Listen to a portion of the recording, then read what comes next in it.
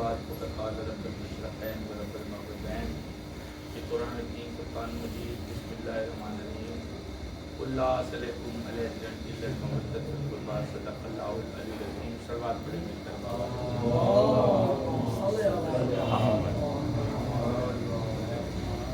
अज़ीज़ान इमाम मज़लूम नौखान मातमी साथियों, आज की तारीख साल के सरकार बाबुल हवाई मामूस काज़िम अलैहिस्सलाम, इसी मुनासबत से कई मकामात पे अज़ादारी और मजालिस का सिलसिला है और हमारे लिए खुशनसीबी है कि ये तौफीक हमें बारगाह मासूमीन से अता हुई है कि हम उनके ज़िक्र की नशिस्त करें और उनका ज़िक्र करें। सुनने वाले और ज़िक्र पढ़ने वाले या सुनाने वाले बराबर हैं इस बज़्म में। कुछ जिम्मेदारियाँ हैं हमारी और कुछ फ़राइज़।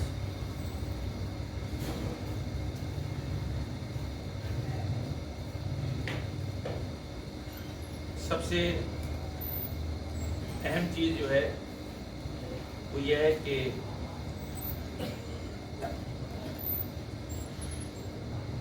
जिन्होंने हमें दीन की पहचान कराई वो खुद मुकम्मल दीन, जिन्होंने दीन की पहचान कराई वो खुद मुकम्मल दीन, ना कि हम उनको ये तसव्वुर करें कि वो हमारे जैसे हैं।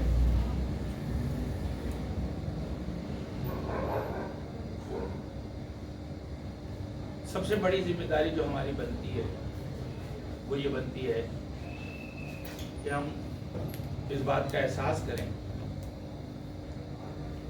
कि सरकार मोहम्मद और आले मोहम्मद जो हैं वो हमारे जैसे नहीं हैं। जब हम ये यकीन कर लेते हैं और इसको तस्लीम कर लेते हैं तो फिर हमारी जो सोच है और आइम्मा मासूमीन अलैहिस्सलाम या अहले बैत अलैहिस्सलाम की तरफ जब भी हम ख्याल करते हैं तो हमारी जो डायमेंशन होती है वो मुख्तलिफ होती है। फिर हम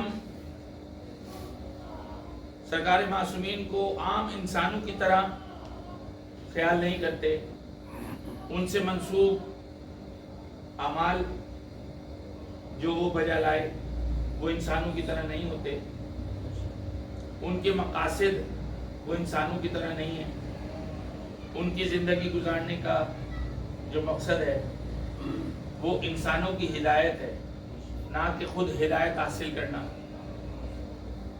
बात समझ रहे हैं? हम हर मौके पर अक्सर मैंने सुना है कि ये भी ऐसा करते थे, इन्होंने भी ऐसा किया, तो ये करते थे, इनके अमाल बजा लाने का मकसद कुछ और था, हमारे अमाल बजा लाने का मकसद कुछ और है। वो जो अमाल बजा लाते थे उसका मकसद हमें तालीम देना था और हमारे अमाल बजा लाने का मकसद ये है कि हम वो जो अमाल हमने सीखे हैं उसकी हम प्रैक्टिस जो कर रहे हैं क्या वो बेनही है जो जिस तरीके से हमें बताया गया है, और क्या उसके वो फ़वाइद हमें हासिल हो रहे हैं जो जिन फ़वाइद के लिए हमें वो तमाम अमाल जो है सिखाए गए। मिसाल के तौर पे हम नमाज अदा करते हैं, मासूमीन अलैहिस्सलाम ने नमाज अदा की, लेकिन एक बड़ा जो सवाल पैदा होता है वो ये है कि जिस वक्त रिसालत माब ने पर्दा फरमाया है उससे कुछ अर्सा कबल उन्होंने इरशाद फरमाया कि मैं तुम्हारे दरमियान 2 ग्राम कदर चीज़ें छोड़ के जा रहा हूँ। ایک کتاب اللہ ہے اور ایک میری اطرت ہے. کتاب اللہ میں جو کچھ ہے وہ میری اطرت سے سمجھ لینا, اور اگر میری اطرت کو دیکھو گے تو جو کچھ کتاب میں لکھا ہے وہی عمل کرتے ہوئے تمہیں نظر آئیں گے, کیونکہ وہ عمل کریں گے تو تم تعلیم حاصل کرو گے کہ یہ کس طرح عمل ہمیں بجا لانے ہیں. اب ایک جو کتاب ہے اللہ کی, جس میں ہمیں زندگی گزارنے کے تمام طریقہ کار بتائے گئے ہیں, جس میں ہمیں یہ بتایا گیا ہے کہ کامیابی کس طرح ہے, ناکامی کس کو کہتے ہیں, وہ تمام چیزیں جو ہیں اس کی تفصیلات جو ہیں وہ پھر معصومین علیہ الصلوۃ والسلام نے آگے بیان فرمائی ہیں. ہم اگر یہ سمجھ لیں کہ یہ ان کی بھی ضرورت تھی یہ کرنا, تو یہ غلط ہوگا. وہ ہمیں سکھانے کے لیے آئے تھے, جو اعمال وہ پرفارم کر رہے تھے وہ ہمیں سکھانے کے لیے کر رہے تھے, نہ کہ خود اپنے درجات کو بلند کرنے کے لیے کر رہے تھے.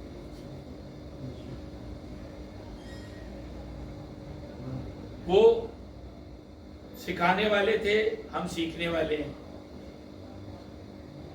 لیکن ہم, جیسے میں نے کہا, کئی بار کئی علماء سے یہ سن چکے ہیں کہ وہ بھی ایسا کرتے تھے, تو صاحب آپ کیوں نہیں کریں گے؟ بھائی وہ ایسا کرتے تھے اس لیے نہیں کرتے تھے کہ اگر وہ نہیں کرتے تو ان سے سوال ہوتا کہ آپ نے کیوں نہیں کیا, بلکہ ان سے سوال ہوتا کہ آپ نے ان کو کیوں نہیں سکھایا. تو سکھا کے تو وہ گئے ہیں. ہمیں یہ سمجھنا ہے کہ وہ جو ہمیں سکھا کر گئے ہیں وہ ہم اس طریقے سے کر رہے ہیں یا نہیں کر رہے ہیں اس کام کو ادا, اور اگر کر رہے ہیں تو پھر اس کے فوائد بھی ہمیں اسی طریقے سے حاصل ہونے چاہیے. بات سمجھ رہے نا؟ تو جو عمل معصومین علیہ الصلوۃ والسلام نے کیا ہے, اس عمل کو اس طریقے سے بجا لا کے اگر ہم میں کوئی امپروومنٹ آ رہی ہے تو پھر تو وہ کارآمد ہے. اگر امپروومنٹ نہیں آ رہی ہے, اسی جگہ کھڑے ہیں, تو اس کا مطلب ہے کہ کہیں نہ کہیں ہمارے جو سیکھنے میں کچھ کمی ہے, ہم نے پھر سیکھا صحیح طریقے سے نہیں ہے. ان کے سکھانے میں کمی نہیں ہے, ہمارے سیکھنے میں کمی ہے. تو اندازہ کیجئے کہ ہمیں جو عبادات سکھائی گئی ہیں اس کا مقصد کیا ہے؟ نماز کا مقصد کیا ہے؟ کہ آپ برائیوں سے دور رہیں. نماز کا مقصد یہ نہیں ہے کہ 5 وقت آپ نے نماز پڑھ لی. نماز کا مقصد یہ ہے کہ جب آپ نماز پڑھیں تو برائی سے دور رہیں. اچھا, اب یہ جو اتنی آسانی سے کہہ دیا جاتا ہے کہ نماز اس لیے سکھائی گئی ہے کہ برائیوں سے دور رہیں, تو یہ برائی جو ہے یہ تو ایک ریلیٹیو ٹرم ہے. ہو سکتا ہے میں برائی کو کچھ اور سمجھتا ہوں, آپ برائی کو کچھ اور سمجھتے ہیں, تیسرا چوتھا آدمی برائی کو کچھ اور سمجھتا ہے. برائی تو سب کے لیے الگ الگ ہے نا. یہ برائی ہے کیا, یہ بھی ائمہ معصومین علیہ الصلوۃ والسلام بتائیں گے کہ کون سی برائی ہے, ہم کس چیز کو برا کہتے ہیں جس سے یہ نماز تمہیں بچائے گی. بات سمجھ رہے نا؟ تو یہ بھی وہی بتائیں گے نا, انہی سے پوچھیں گے. ہم اپنے طور پہ تو حس نہیں کر سکتے, یہ اندازہ لگا سکتے کہ یہ برائی ہے. بات سمجھ رہے؟ تو میری جو گفتگو ہے وہ تھوڑی سی جیسے موسم خشک ہے نا اس طرح خشک ہوتی ہے. یہ اتنی ترنے والا نہیں ہوتی کہ یہ اس میں کوئی دیکھیں نا. یہ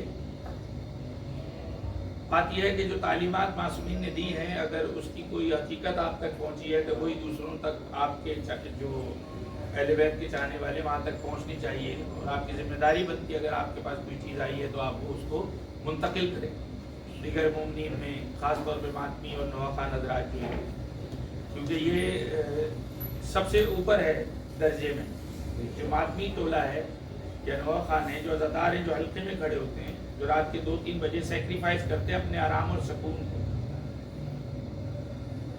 دیکھیے یہ جتنی جو دین کی تعلیمات ہیں نا, اس میں جو ایک بنیادی چیز ہے وہ ہے سیکریفائز, قربانی. تو اب آپ دیکھ لیں کہ جو انسان جتنی زیادہ قربانی دے گا اس کے اتنے زیادہ درجات بلند ہوں گے. ایک آدمی کہتا ہے کہ آج 25 رجب ہے، امام موسیٰ کاظم کی سرکار کی شہادت ہے، میں گھر میں بیٹھا، میں نے میر حسن کا نوحہ لگایا ٹیپ پہ، میں نے سن لیا. بہت اچھی بات ہے، آپ کی عقیدت ہے، آپ نے سن لیا. 11 بجے تک 12 بجے تک آپ نے سنا، اس کے بعد آپ نے کہا بھائی نیند آ رہی ہے، روٹین تو یہ کہ سو جائے. لیکن آپ اپنی روٹین کو توڑ کے گھر سے باہر نکل کے سردی میں بے آرام ہو کے، میں آپ کو کل کی مثال دوں. کل جس وقت جلوس ختم ہوا تابوت کمیٹی پہ، تو اس وقت وہ نیاز کے لیے سب بیٹھے. آپ یقین کریں کہ ممبر معصوم کی شبیہ پہ میں بیٹھا ہوں، میں اس میں کوئی مغالطہ نہیں کر رہا کہ میں یہ سوچ رہا تھا کہ میں یہاں بیٹھوں کیسے، یہاں بیٹھوں کیسے، کیونکہ جہاں پیر رکھ رہا تھا وہاں پہ زمین گیلی، کہیں کیچڑ، کہیں کچرا. تو میں سوچ رہا تھا میں یہاں بیٹھوں کیسے. پھر خیال آیا کہ ارے یہی تو سیکریفائز ہے. نہیں تو کرسی گھر سے لے کر آ جاتے، پلیٹ گھر سے لے کر آ جاتے، چمچہ گھر سے لے کر آ جاتے، کھا لیتے. لیکن یہ مولا کی نظر ہے، نیاز ہے مولا کی. جیسے ملے اس کو قبول کرو، کیونکہ یہی تو امتحان ہے. یہ ایک سیکریفائز ہے کہ آپ سڑک پہ بیٹھے ہیں. اگر میں یہاں سے پلیٹ لے کے سامنے سڑک پہ بیٹھ جاؤں تو یہ جتنے اپارٹمنٹ میں لوگ رہتے ہو کہیں گے راجو بھائی پاگل ہو گئے، بھائی کوئی حادثہ ہو گیا ان کے ساتھ. یہ تو پلیٹ لے کے چائے کی کپ لے کے سڑک پہ آ گئے، یہاں بیٹھ گئے بیچ میں. یہی فرق ہے کہ ہم جو سڑک پہ بیٹھ کے کھاتے ہیں، جو ہم سیکریفائز کرتے ہیں، یہ اس لیے ہے کہ کوئی ہم سے سوال کرے کہ بھئی کیا مصیبت پڑ گئی تمہیں جو سڑک پہ بیٹھ کے کھا رہے. تم کھا سکتے ہو، گھر میں کھا سکتے ہو، پلیٹ بھی ہے، چمچہ بھی ہے، گلاس بھی ہے، سب کچھ ہے، لیکن یہاں سڑک پہ بیٹھ کے یہ سیکریفائز ہے. اس لیے کہ اگر کوئی پوچھے تو ہم اس کو بتا سکیں بھائی یہ ہم اس لیے کر رہے ہیں، ہمیں اس بات کا دکھ ہے، ہمیں اس بات کا غم ہے، ہم اس بات کی عزاداری کر رہے ہیں. تو یہ جو معصومین علیہ الصلوۃ والسلام نے جو چیزیں بتائی ہیں، اس میں ہمیں یہ دیکھنا ہے کہ اسی طریقے سے ہم اس کو فالو کر رہے ہیں یا نہیں کر رہے ہیں. عبادت جو ہے اس سے کچھ حاصل کرنا ہے. نماز سے کیا حاصل کرنا ہے کہ برائی سے دور رہنا. برائی ہے کیا؟ تو برائی کا اندازہ اس طرح لگایا جاتا ہے کہ یہ دیکھا جائے کہ اچھائی کیا ہے. اچھائی کیا ہے؟ جب آپ کو اچھائی سمجھ میں آ جائے گی تو برائی خود بخود آپ سمجھ جائیں گے کہ اگر یہ اچھا ہے تو اس کے مخالف جو ہے وہ برا ہے. کائنات کی سب سے بڑی اچھائی جو ہے وہ یہ ہے کہ آپ سرکار امیر المومنین کی ولایت کا، یعنی سرکار علی ابن ابی طالب علیہ السلام کی ولایت کا اقرار کریں. یہ سب سے بڑی اچھائی ہے. اگر یہ اچھائی آپ کے پاس نہیں ہے تو آپ کتنی بھی نمازیں پڑھ لیں، وہ نماز آپ کو فائدہ نہیں پہنچائے. کیوں؟ کہ آپ برائی سے دوری نہیں ہو رہے ہیں. برائی ہے یہ کہ آپ سرکار محمد اور آل محمد کو، ان کی عظمت کو اور ولایت علی ابن ابی طالب سے دور رہیں، یا اس کی معرفت آپ کو نہ ہو، تو پھر آپ برائی میں. اور اچھائی ہے کہ یہ ولایت کے ساتھ آپ کھڑے ہیں تو آپ اچھائی میں، اچھائی کے ساتھ ہیں. تو آسان سا فارمولہ ہے نا. اب اگر آپ کے پاس ولایت ہے آلریڈی، اب یہ نماز آپ کو کیا دے گی؟ اب یہ نماز کیا دے گی آپ کو؟ جب آپ کے پاس آپ نے وہ مقصد ہی حاصل کر لیا، جو مقصد آپ کو نماز پڑھنے سے حاصل ہوگا وہ تو آپ نے آلریڈی حاصل کر لیا، آپ کے پاس ہے. اب یہ نماز کیا کرے گی؟ اب یہ آپ کو دنیاوی فائدے دے گی، کیونکہ جو روحانی فائدہ ہے وہ تو اس سے آپ نے حاصل کر لیا. نماز کا روحانی فائدہ کیا ہے کہ آپ برائیوں سے دور ہوں گے، اچھائی کے نزدیک ہوں گے. جو اچھائی دنیا کی یہ ہے سب سے بڑی کہ سرکار محمد اور آل محمد کی عظمت اور ولایت علی کا اقرار آپ کریں، اس کی محبت آپ کے دل میں ہو. اگر وہ آپ کے پاس ہے تو اب یہ عمل آپ کو کیا فائدہ پہنچائے گا؟ یہ آپ کو دنیاوی فائدہ پہنچائے گا. دنیاوی فائدہ کیا ہے کہ آپ ڈسپلنڈ ہوں گے، آپ نیٹ اینڈ کلین ہوں گے، बात समझ रहे हैं? आप फिजिकली फिट रहेंगे, फिजिकली फिट रहना आपका उखरवी फायदा नहीं है। कयामत में अगर कयामत में ये नहीं कहा कि पतले लोग जो स्मार्ट जो होंगे वो जन्नत में चले जाएंगे, या जो मोटे होंगे जिनकी तोल निकली हुई होगी उनको हम जहन्नुम में भेज देंगे, ऐसा नहीं है भाई। फिजिक्स पे डिपेंड नहीं करता कि आप फिजिकल कैसे, या गोरे चले जाएंगे काले नहीं जाएंगे, काले को भेज देंगे जन्नत में, गोरे दोज़ख में चले जाएंगे, ऐसा नहीं है। ये डिस्क्रिमिनेशन ये क्लासेस का ही देखो। जो नेकी आपके पास है, जो नेकी इमाम मासूमीन अलैहिस्सलाम ने बताई है, वो ये कि उनकी अजमत को तस्लीम करना और विलायत अली इब्न अबी तालिब को तस्लीम करना, ये अच्छाई है। इसके अलावा सब कुछ बाकी जो इसके मुखालिफ है वो बुराई ही बुराई। रूहानी फायदा आपको हासिल हो गया कि जो मालिक कुल हैं, जिनके पास इख्तियार कुल है, जो वारिस जन्नत भी हैं और तकसीम करने वाले भी हैं जन्नत और जहन्नुम के, आप उनके साथ हो जाएं तो फिर आपको डर नहीं है ना, फिर आप हर मंजिल से पार हो जाएंगे। सिरात मुस्तकीम मौलवी साहब डराते हैं कैसे पार होंगे, उस पे पूरे सिरात पे किसी को कह दिया कि बकरा ले जाएगा, किसी को कह दिया गाय ले जाएगी, पुल सिरात पे। बात यह कि अगर उसको उस तालीम को समझेंगे तो पता चलेगा ना पुल सिरात क्या है। पुल सिरात कोई पुल थोड़ी है नीचे से ऊपर तक कोई पुल बनाया हुआ है। गवर्नमेंट ऑफ सिंध ने, मुराद अली शाह ने प्रोजेक्ट दे दिया, ऐसा तो नहीं है ना पुल। वो क्या है, वो आपका फैसला है, जो आपका नफ्स जो है आपके साथ मुसलसल लड़ाई करता रहता है अच्छाई और बुराई का। इसकी एक मिसाल मैं दे दूं कि कितना ये बारीक है और कितना ये तेज है। ये आपको फ्रैक्शन ऑफ सेकंड में काट देता है, या इधर कर देता है आर या उधर कर देता है पार। मैं बैठा हुआ था मजलिस का आगाज करने के लिए, मजलिस है ना, अच्छी जगह है, सवाब की बात है, मजलिस में बैठा हुआ था। अब मैंने कलाम पढ़ना शुरू किया, तो मैंने देखा कि उस वक्त कोई पढ़ने वाला मौजूद नहीं है। मैंने कलाम पढ़ना शुरू किया। अब दो ख्याल आएंगे मेरे जहन में, राज भाई, दो ख्याल मेरे जहन में आएंगे। पहला क्या आएगा, पहला ये ख्याल आ सकता है यार कोई आया ही नहीं पढ़ने के लिए। 6 लोगों को मैंने कहा था, मैंने रोशन को कहा था भाई आना, वो नहीं आया। मैंने इफ्ती को कहा था भाई आना, वो नहीं आया। रजा भी नहीं पहुंचा, असद भी नहीं आया, हमाद भी नहीं आया, वो सज्जाद भाई आते हैं वो भी नहीं आए पढ़ने के लिए। अब ये एकदम ख्याल आया मेरे, यार कोई भी पढ़ने वाला नहीं आया, मुझे अकेले पढ़ना पड़ रहा है। ये ख्याल आता है ना। और दूसरा ख्याल क्या आता है, यार कितनी अच्छी बात है कि कोई आया ही नहीं, यानी मौला ने ये ड्यूटी मुझसे लेनी है, मैं तो मौजूद हूं। आज तो कमाल हो गया, यानी मुझे मजलिस तो पढ़नी पड़नी थी, तो मुझे सलाम भी पढ़ने का मौका मिल गया। ये तो मेरी खुशनसीबी है कि और थोड़ा सा लेट आ जाए आने वाले, ताकि मैं 1-2 और कलाम मौला के शान में जिक्र पढ़ता रहूं, ताकि वो अजर समेटता रहूं। तो बस ये बाल से बारीक और तलवार से तेज है कि ये ख्याल का आना। अगर ये ख्याल आया तो आप पार हैं।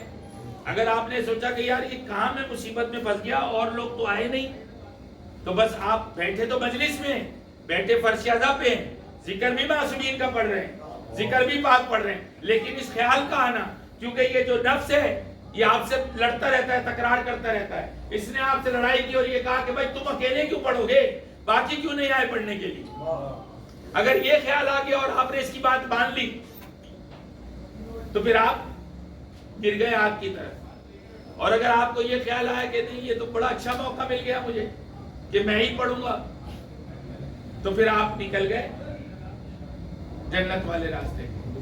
اور یہ خیال جو ہے یہ صبح سے شام تک متواتر آپ کو آتے رہتے ہیں، سارا دن ہر کام میں آتے رہتے ہیں. ایون آپ گاڑی چلا رہے ہیں، بائک چلا رہے ہیں، اس میں بھی آتا ہے ابے کہاں سے گھس گیا، یہ کیوں گھس رہا ہے. اگر آپ وہاں تحمل کریں اور کہیں ہو سکتا ہے مجھ سے زیادہ اس کو ضرورت ہو جلدی جانے کی، آپ نے تحمل سے آپ نے رکے، آپ نے اس کو جانے دیا، تو یہی جنت دوزخ ہے، یہی جنت دوزخ ہے. اگر آپ تحمل سے کھڑے رہیں گے راستہ آپ کو بھی مل جائے گا، آپ بھی چلے جائیں گے. اور اگر ہم وہاں کھڑے ہو کے جھگڑنے لگے تو یہی جہنم ہے، ٹائم بھی آپ کا ضائع ہوگا، گالی گلوچ بھی ہوگی وہاں پہ، اور 10 چیزیں مطلب آپ وہ برائی کی طرف چل پڑے نا، وہ ٹریک آپ نے وہ لے لیا، کانٹا بدلے تھے ٹرین تو آپ اس طرف نکل گئے، کانٹا بدلا آپ اس طرف نکل گئے، تو یہ آپ کے ہاتھ میں. اور 90% زندگی جو ہے نا آپ کی وہ آپ کے اپنے کنٹرول میں ہے، 90% زندگی آپ کے اپنے کنٹرول میں. آپ ان چیزوں سے جو عبادات آپ کو بتائی ہیں اس سے آپ سیکھ سکتے ہیں، اس پہ عمل کر سکتے ہیں، اس کے فوائد آپ اٹھا سکتے ہیں، یہ آپ کے اپنے اختیار میں. بالکل اسی طرح عزاداری بھی ہے، یہ بھی معصومین نے بتائی ہے کہ آپ نے عزاداری کرنی ہے. عزاداری کرنی کس طریقے سے؟ ایسے کرنی ہے باہر سے آوازیں آ رہی ہیں، جو باہر کھڑے ہیں ان کو نہیں پتا کہ اندر مجلس ہو رہی ہے، یا یہاں فرش ادا پہ آ کے بیٹھنا. یہ کیا چیز ہے؟ یہ ہمیں سکھائی گئی ہے. کیوں سکھائی گئی؟ ہم تک یہ بات پہنچانے کی کیا ضرورت تھی کہ سرکار ائمہ معصومین آتے ہیں مجالس میں، فرش ادا پہ تشریف لاتے ہیں، اور پھر یہاں تک بتایا گیا کہ وہ وہاں بیٹھتے ہیں جہاں پہ مومنین اپنی جوتیاں اتارتے ہیں.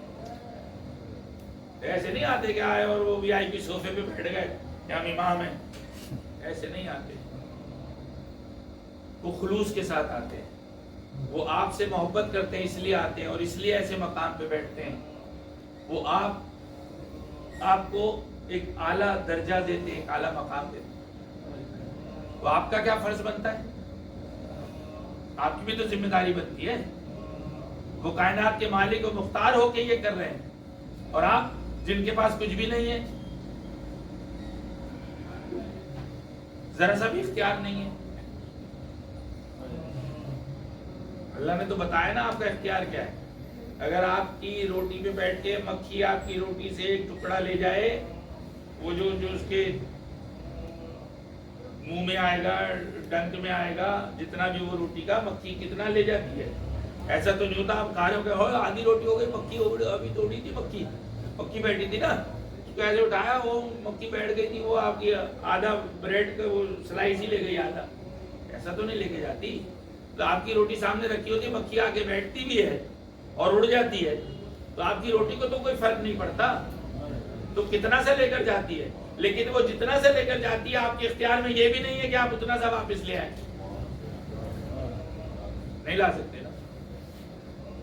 تو اختیار تو آپ کا یہ ہے.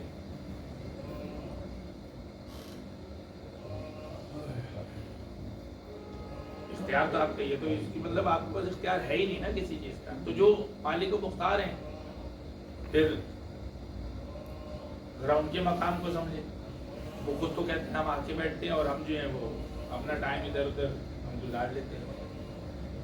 تو اگر انہوں نے کہا ہے کہ فرش ادا پہ ہم آتے ہیں تو ہماری بھی ذمہ داری کہ ہم فرش ادا پہ جب جو ٹائم ہے اس پہ آ جائیں، اور جب آ جائیں تو کوشش کریں کہ فرش ادا پہ موجود رہیں، اور جو ذکر ہو رہا ہے وہ کریں، خود بھی ذکر کریں، پڑھیں.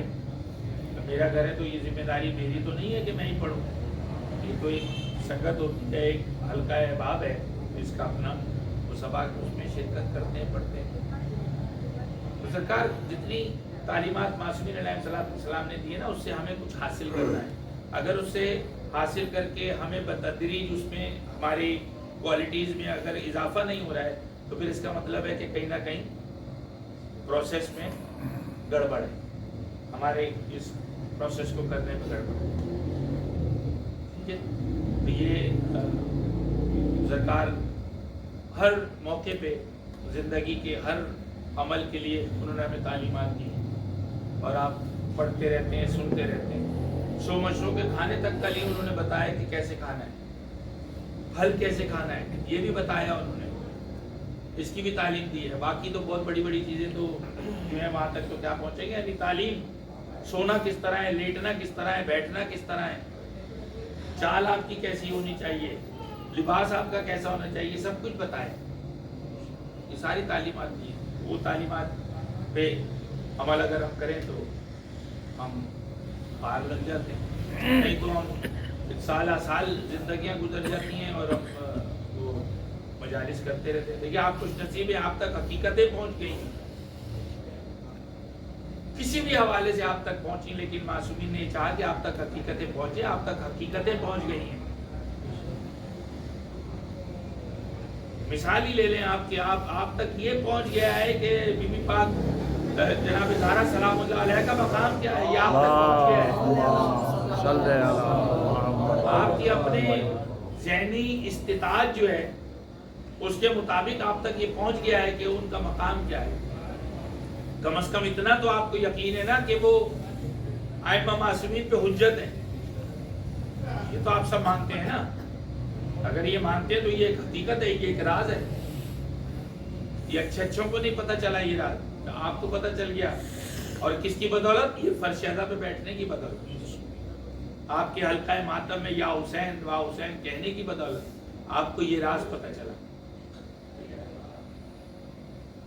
ولایت علی، اس ولایت علی کی اس محبت میں آپ درجہ بدرجہ بلند ہوتے چلے جا رہے ہیں. دیکھیے ہم جب دعا کرتے ہیں تو ہم کیا کرتے ہیں؟ برائے بلندی درجات. ہاں، ہم کبھی یہ دعا نہیں کرتے برائے داخل جنت. ہم اس لیے نہیں کرتے کیونکہ جنت دوزخ کا مسئلہ ہمارا ہے ہی نہیں. ہمیں اس کی فکر کرنے کی ضرورت ہی نہیں ہے کہ ہم جنت میں جائیں گے یا ہم دوزخ میں جائیں گے. یہ ہمارا ذمہ نہیں ہے. یہ ذمہ ان کا ہے کہ ہم کہاں جائیں گے جن کے ہم چاہنے والے ماننے والے. یہ ذمہ داری ان کی ہے. ہماری ذمہ داری صرف ان کو ماننا ہے، یہ سوچنا نہیں کہ ہم یہاں جائیں گے یا وہاں جائیں گے. اسی لیے ہم درجات کی بلندی کی بات کرتے ہیں کہ رہیں گے تو ہم وہاں جہاں سرکار معصومین علیہ الصلوۃ والسلام ہمیں رکھیں گے، اور وہ اچھے ہی مقام پہ رکھیں گے. وہ اچھے ہی مقام پہ رکھیں گے. اس کی دلیل یہ ہے کہ جو اپنے دشمنوں کے ساتھ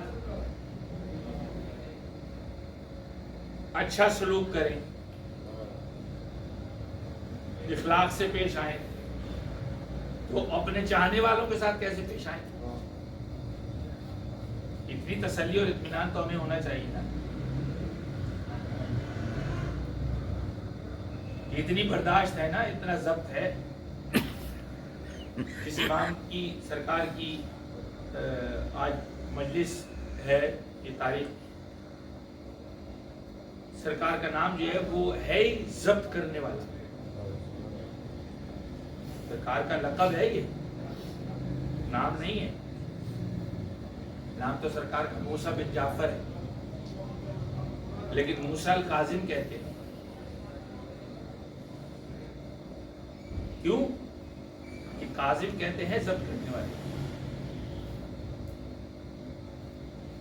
جس کو اپنے اوپر کمپلیٹ کنٹرول.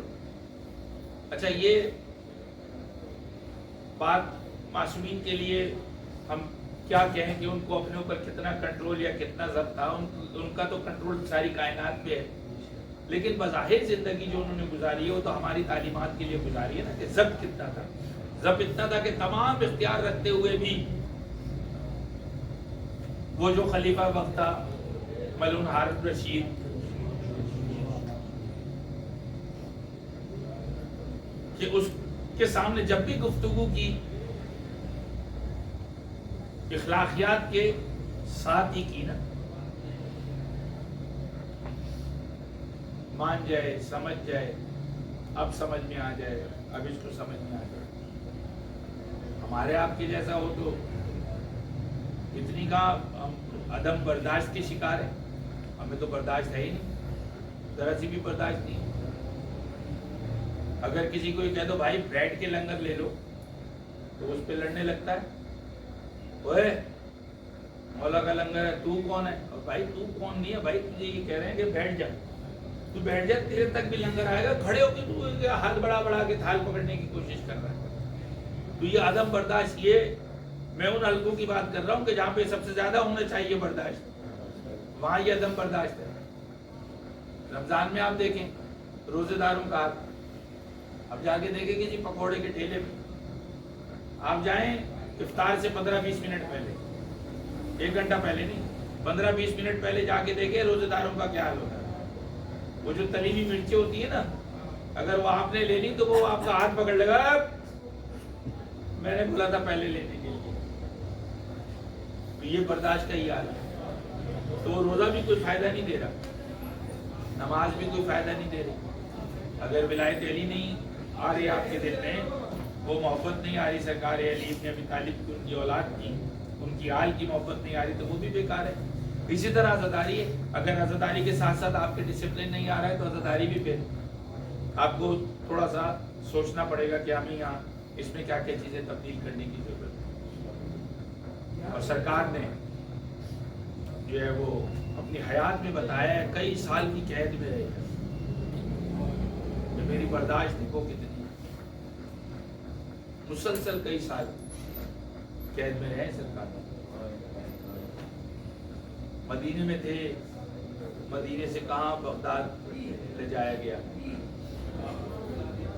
اور کوئی ایسا نہیں کہ کوئی باقاعدہ کوئی قید خانہ تھا،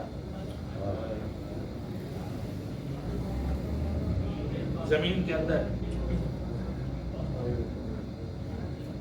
مطلب کئی منزلہ زمین کے نیچے جو ہے وہاں جا کے وہ قید خانہ تھا. یعنی روشنی کا گزر نہیں تھا، ہوا کا گزر نہیں تھا.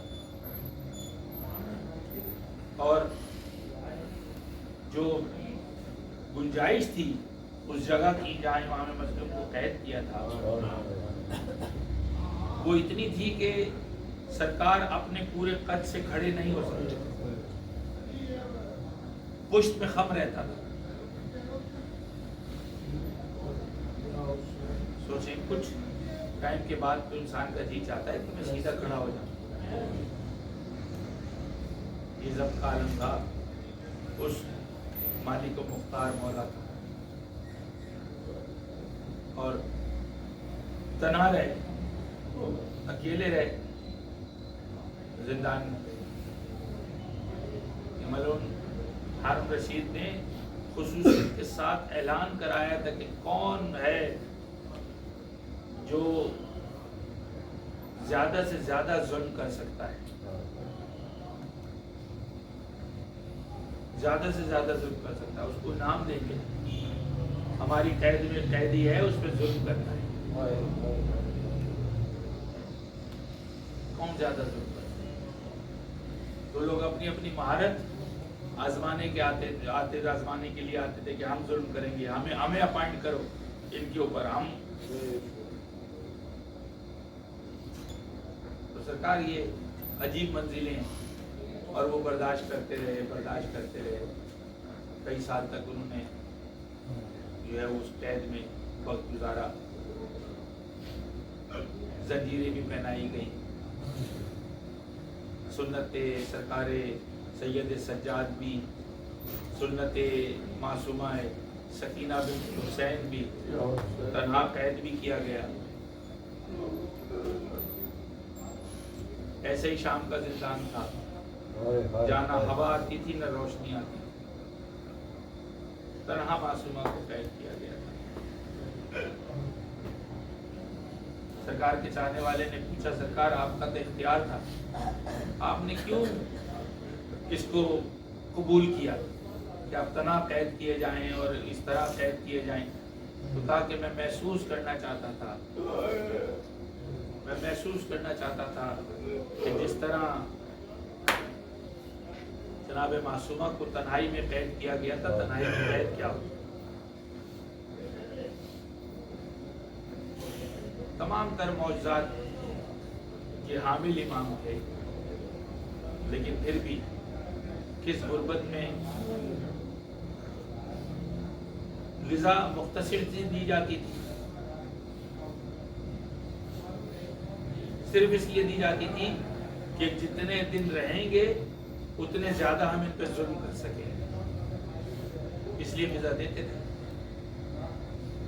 تو معیاری ویزا نہیں ملتی تھی سرکار کو، لیکن کائنات کی رازق ہوتے ہوئے بھی اس قید میں وہ غیر معیاری جو غذا ملتی تھی وہی تناول کرتے تھے، اور پھر ایک وقت ایسا آیا کہ سرکار کو غذا میں زہر دیا گیا۔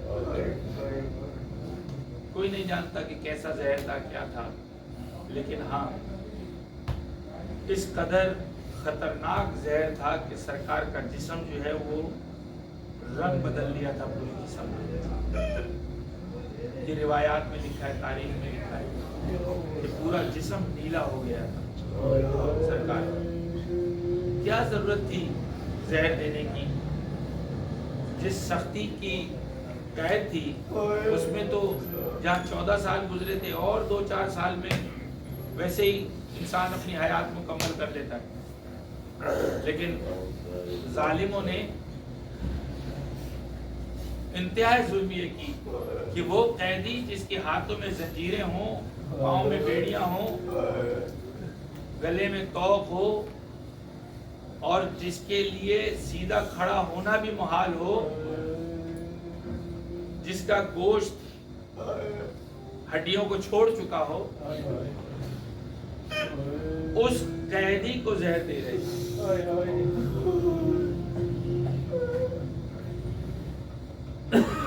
سرکار نے 3 دن اس زہر کی شدت کو برداشت کرنے کے بعد جب پردہ فرمایا ہے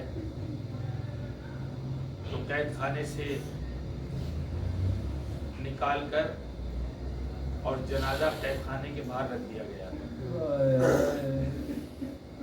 اور یہ اعلان کیا گیا کہ کوئی جو آئے گا ان کے پاس اس کو سزا ہوگی، نہ کفن کا اہتمام، نہ غسل کا اہتمام، نہ دفن کا اہتمام۔ عزیزداروں، ہم خوش نصیب ہیں کہ ہمارا جب کوئی بڑا پیارا مرتا ہے ہم اس کو اچھے سے اچھے اس کے تمام معاملات کرتے ہیں۔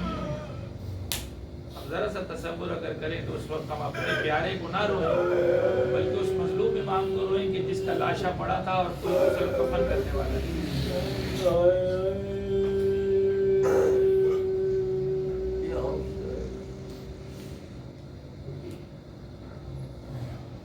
روایات ہیں، مختلف قسم کی روایات ہیں لکھی ہوئی، لیکن اس میں سے ایک جو معتبر روایت ہے وہ یہ ہے کہ کچھ مزدور تھے جنہوں نے امام کا جنازہ اٹھایا۔ حالانکہ امام کا جنازہ جو ہے وہ ملائکہ بھی اٹھا سکتے ہیں، یہ اختیار تھا۔ جو امر الہی کا مالک ہے اس کے لیے ملائکہ کو بلانا کیا تھا؟ مزدوروں نے جنازہ اٹھایا، غربت کا عالم یہ کہ پورے بغداد پہ سرکار کا جنازہ رکھا، لوگ آتے دیکھتے افسوس کرتے،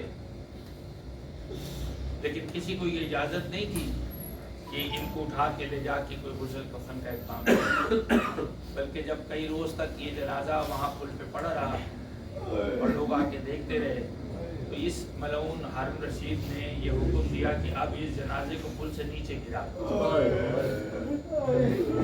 سرکار کے جسد مبارک کو پل بغداد سے نیچے گرایا گیا۔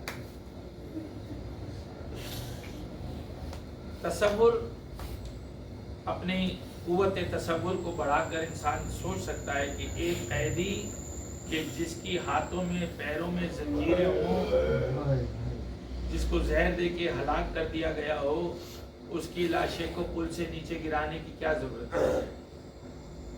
صرف ایک بات سمجھ میں آتی ہے، شدت بغض اولاد علی۔ کہ زہر دے دینے کے بعد بھی ظالموں کو تسلی نہ ہوئی تو پل سے جنازے کو نیچے گرا، اعجاز امامت سے، کیونکہ یہ جو کفن و دفن معصوم ہے نا، یہ معصوم کے لیے معصوم ہی کر سکتے ہیں. تو اعجاز امامت سے سرکار علی رضا علیہ السلام آئے ہیں اور سرکار کو پھر غسل و کفن جو ہے وہ سارا سلسلہ ہوا ہے. بزداروں یہ ضبط سکھا کر گئے ہیں امام. باقی ہم روتے رہیں گے جب تک ہماری زندگی، ہماری تخلیق کا مقصد ہی اہل بیت کو اور جناب فاطمہ زہرا کی اولاد کو جو ظلم ہوئے ان کے ساتھ جو امت نے کی ہے، جو جنہیں رسالت جس انداز میں دیا ہے اس کو یاد کرتے رہے اور روتے رہے. ساتھ ساتھ ہم کوشش کریں کہ جو اسباب ہیں اس میں جو سبب دیے ہیں معصومین نے ان پہ بھی عمل پیرا ہوں. اس دعا کے ساتھ کہ مولا کسی غم میں نہ رلائے ہمیں. جی جی سوال جو کیا تھا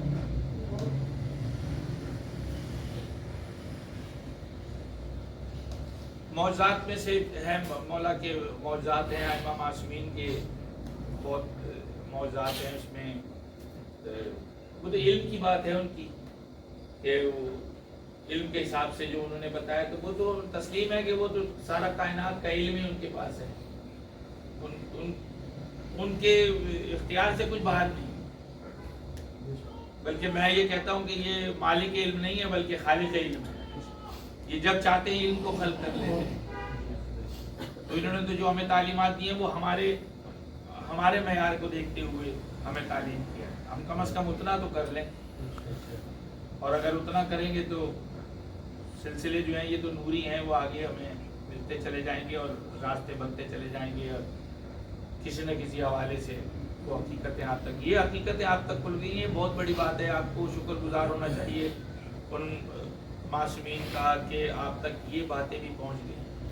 آپ بہت لاکھوں کروڑوں اربوں لوگوں سے آپ بہتر ہیں جن کو یہ پتہ ہے کہ یہ آپ کے جو مالک و مختار ہیں وہ کتنے عظیم ہیں. ان کی کچھ حقیقت کی ہے آپ تک ہے. آپ ان میں سے نہیں ہیں جن کے پاس حقیقت نہیں، آپ کے پاس ہے، اور اس میں آپ کے درجات جو ہے مزید بلند ہوتے رہے. حال نفسوں کا ہمارے نہیں تجھ سے مقبی تو ہے واقعی اسرار صفی اور جلی بہر حسنین محمد پہ زہرا ولی بہر قدوسیت ترک والے نبوی. ہماری خیر کی کر دے، ہمیں توفیق عطا پاک کر کے ہمیں خدمت کے ولی کے پہنچا. میرے مولا کل اللہ کے واسطے، اس میں اعظم اور اللہ الصمد کے واسطے، اپنی ماں کے باپ کے بھائی کے جد کے واسطے، یا حسین ابن علی و مدد کے واسطے ماتم حسین.